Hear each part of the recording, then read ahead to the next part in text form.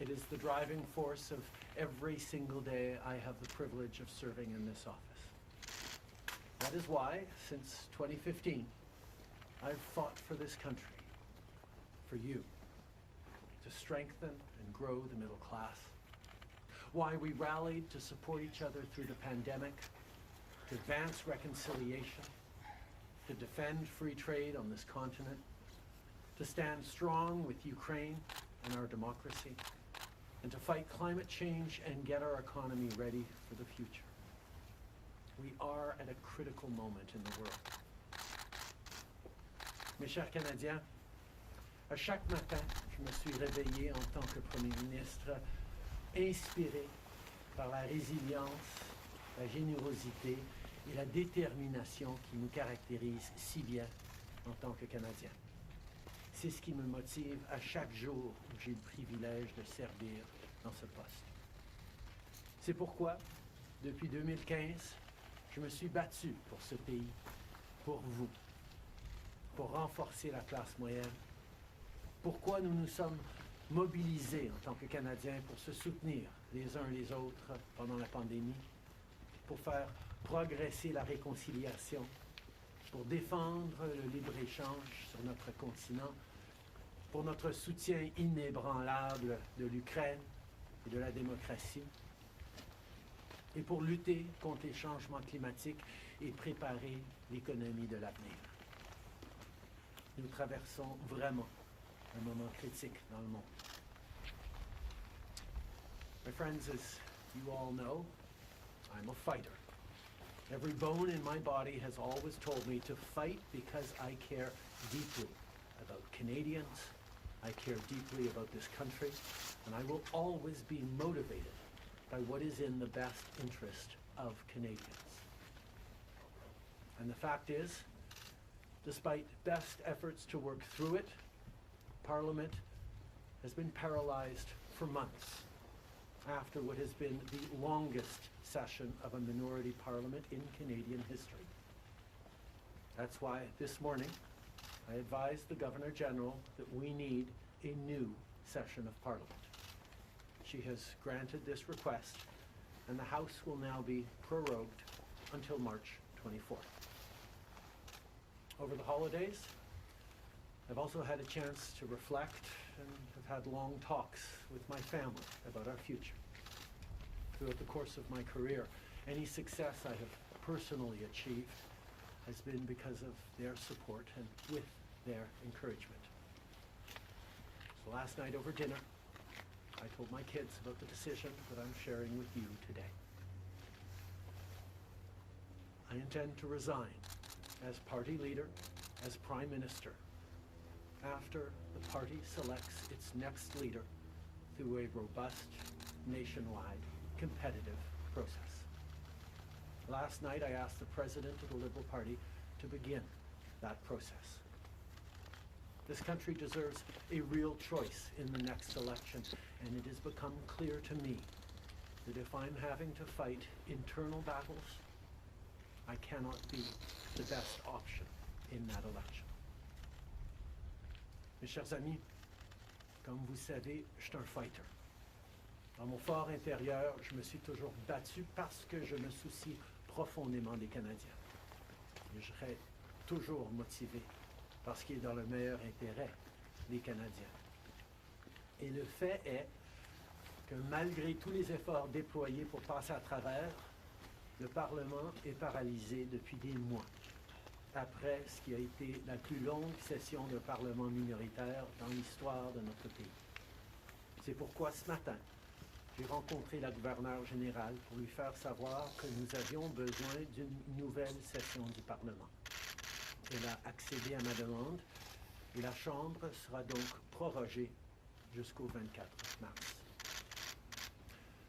Pendant le temps des fêtes, j'ai également eu l'occasion de réfléchir et d'avoir de longues conversations avec ma famille quant à notre avenir.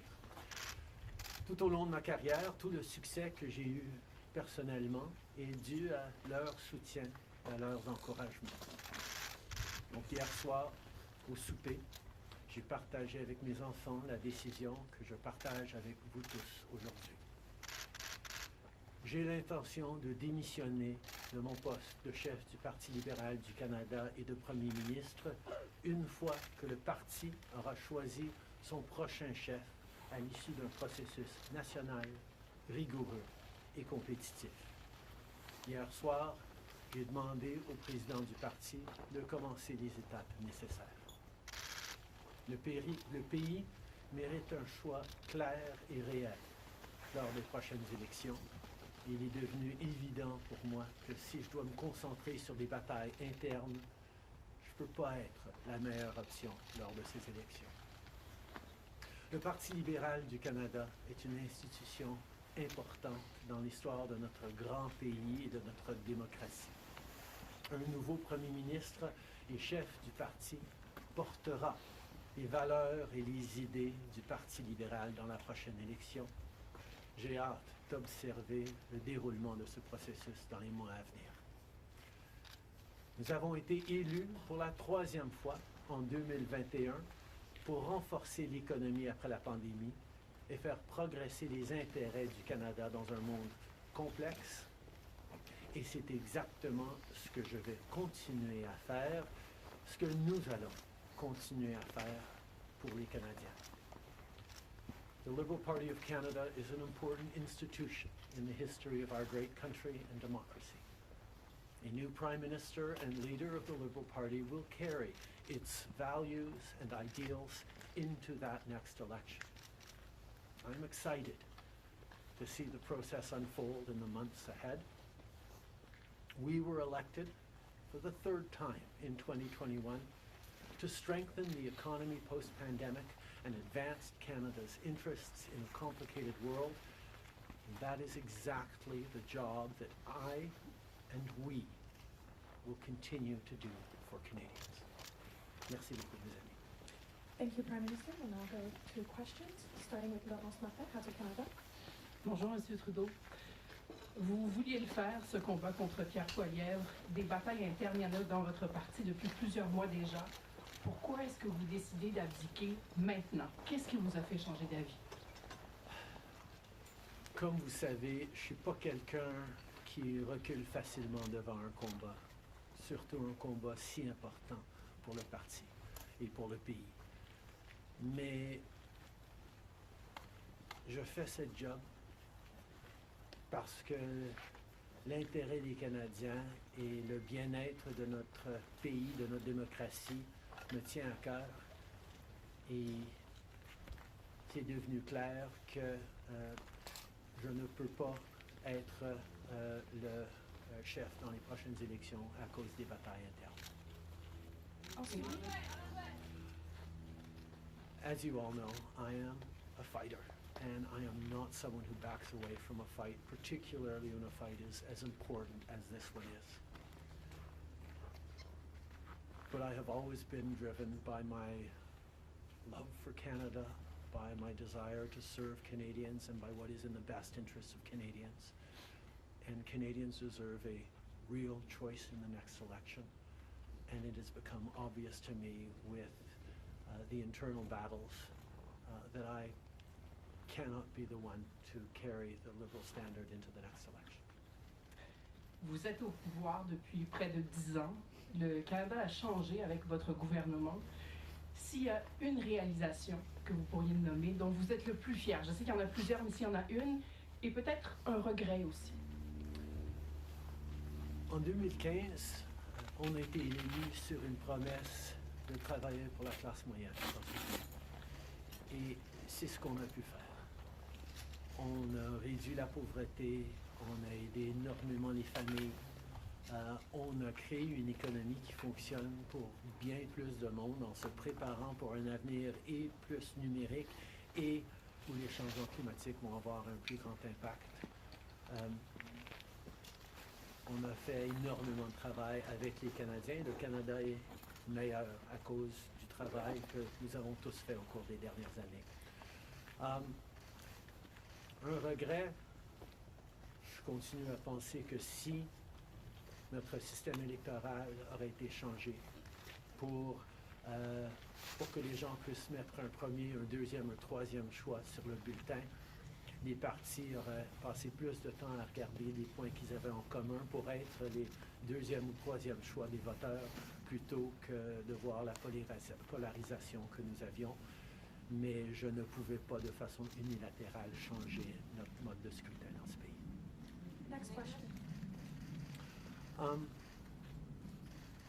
We got elected in 2015 to fight for the middle class, and that's exactly what we've done over the past years. We reduced their taxes, we increased the benefits to families, we made sure the economy was focused on working for everyone and not just a few, and that has changed. That has dropped poverty rates in Canada, that has brought more people into the workforce, that has moved us forward on reconciliation in a way that has deeply improved the opportunities and success of Canadians despite the incredibly difficult times the world is going through right now. There's lots more work to be done, and I know that this party and this country and Canadians will keep doing it. If I have one regret, particularly as we approach this election, well, there are probably many regrets that I will think of, but I do wish that we'd been able to change the way we elect our governments in this country so that people could simply choose a second choice or a third choice on the same ballot, so that parties would spend more time trying to be people's second or third choices, and people would have been looking for things they have in common instead of trying to polarize and divide Canadians against each other.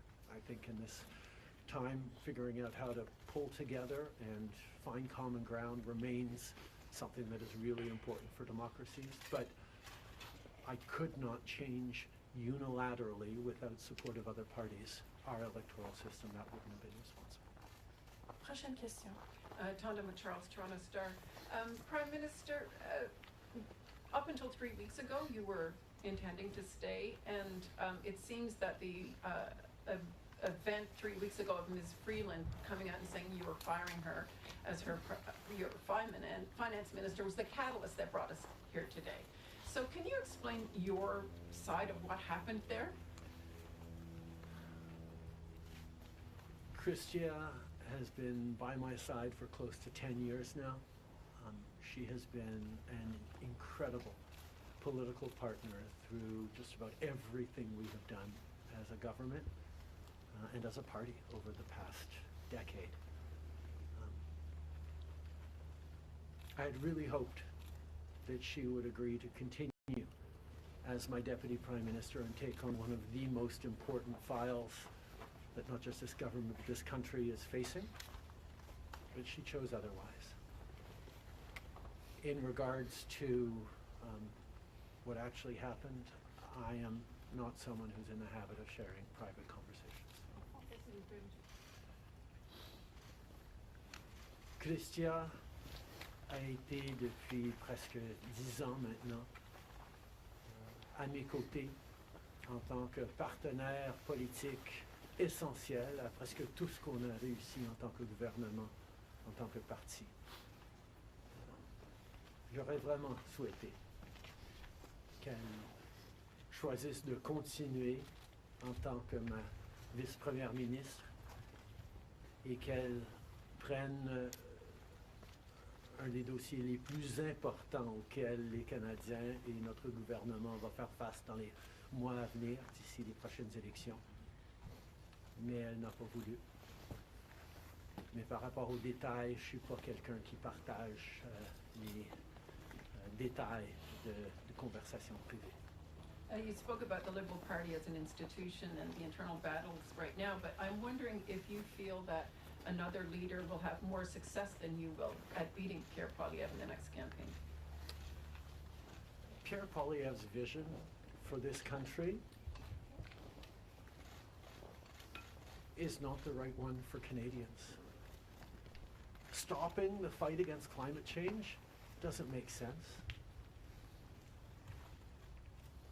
Backing off on the values and strength and diversity that Canada has always worked to pull itself together on is not the right path for the country. Attacking journalists, the CBC institutions. That's not what Canadians need in this moment. We need an ambitious, optimistic view of the future, and Pierre Poilievre is not offering that. And I look forward to the fight as progressives across this country stand up for the kind of vision for a better country that Canadians have always carried, despite the tremendous pressures around the world to think smaller, to veer towards the hard right, and to be less ambitious for what we can be and do as a country when the world really needs Canada. That's not an answer though. Yes or no? Is there another leader that could be? Absolutely. Sur le leader? Oui. Est-ce que vous Pierre pouvez Poilievre. élaborer en français, s'il vous plaît? Merci. Pierre Poilievre a une vision profondément petite et erronée pour ce pays, si même on accepte qu'il ait une vision, de reculer sur les droits fondamentaux, d'arrêter la défense, la lutte contre les changements climatiques, de ne pas investir dans une économie plus verte, plus inclusive, de toujours chercher des divisions entre les Canadiens plutôt que de rassembler pour faire face à l'avenir de façon optimiste et ambitieuse. C'est pas le bon choix pour les Canadiens. Et j'ai hâte de faire partie, de continuer de faire partie d'un mouvement progressiste qui va envisager un avenir meilleur pour les Canadiens sur l'optimisme et le travail que les Canadiens ont toujours fait pour bâtir un monde meilleur. Next question. Hélène Buzetti, les corps d'information. Bonjour, M. Trudeau. Il y a 16 ans, en décembre 2008, Stephen Harper a prorogé le Parlement pour s'éviter un vote de confiance qu'il savait qu'il allait perdre parce que les 3 partis d'opposition allaient voter contre lui. Exactement comme la situation dans laquelle vous vous trouvez aujourd'hui. À l'époque, le chef libéral, Stéphane Dion, avait dit, puis je le cite ici, que c'était une entrave à la Constitution et un affront à la démocratie. Alors, j'aimerais savoir pourquoi ce qui était mauvais pour les conservateurs de Stephen Harper devrait être bon pour les libéraux de Justin Trudeau. La gouverneure générale, en 2008, avait correctement conclu que la Chambre venait juste d'accorder leur confiance de façon formelle au gouvernement de M. Harper, malgré même une lettre signée qui était un document politique. La voix de la Chambre compte. Or, avant d'arrêter le travail à la Chambre pour les fêtes, on a gagné 3 votes de non-confiance, 3 votes de confiance, et nous allons devoir retester la confiance de la Chambre dès le mois de mars pour passer les éléments budgétaires nécessaires pour faire fonctionner le gouvernement. In 2008, the Governor General correctly concluded that because the very last times in the previous weeks that the confidence of the House had been tested, it had passed that confidence test, Stephen Harper continued to have the confidence of the House, and it actually would bear out because as soon as they came back from the prorogation, Stephen Harper won a confidence vote once again. So a political document or political speeches doesn't carry the kind of weight that winning a confidence vote means. But this prorogation will take us only into March, and there will be confidence votes in March in the passing of supply that will allow Parliament to weigh in on confidence in a way that is entirely in keeping with all the principles of democracy and the workings of our strong institutions. Mais avec respect, M. Trudeau, y a-t-il pas quelque chose un peu antidémocratique de suspendre la possibilité du Parlement d'exprimer sa non-confiance le temps que votre parti se cherche un sauveur?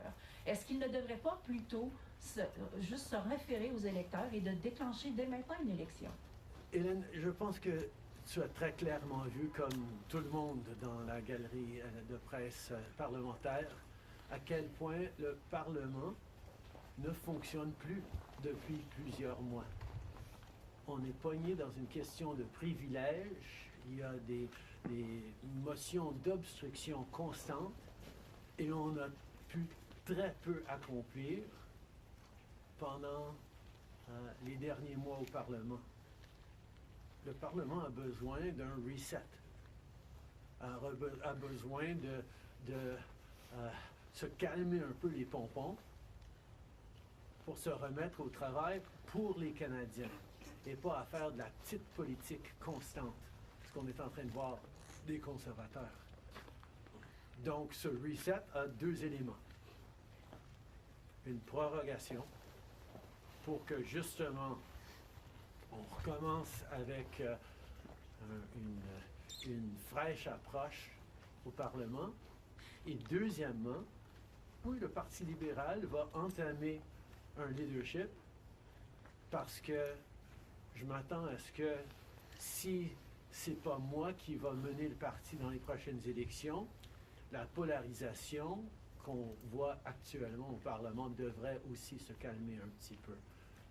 Les Canadiens ont besoin d'un Parlement qui fonctionne, particulièrement dans ce moment complexe, et ces deux éléments vont représenter le reset nécessaire pour le Parlement. En anglais, mais si vous pouvez dire pourquoi pas une élection, vous l'avez pas dit. The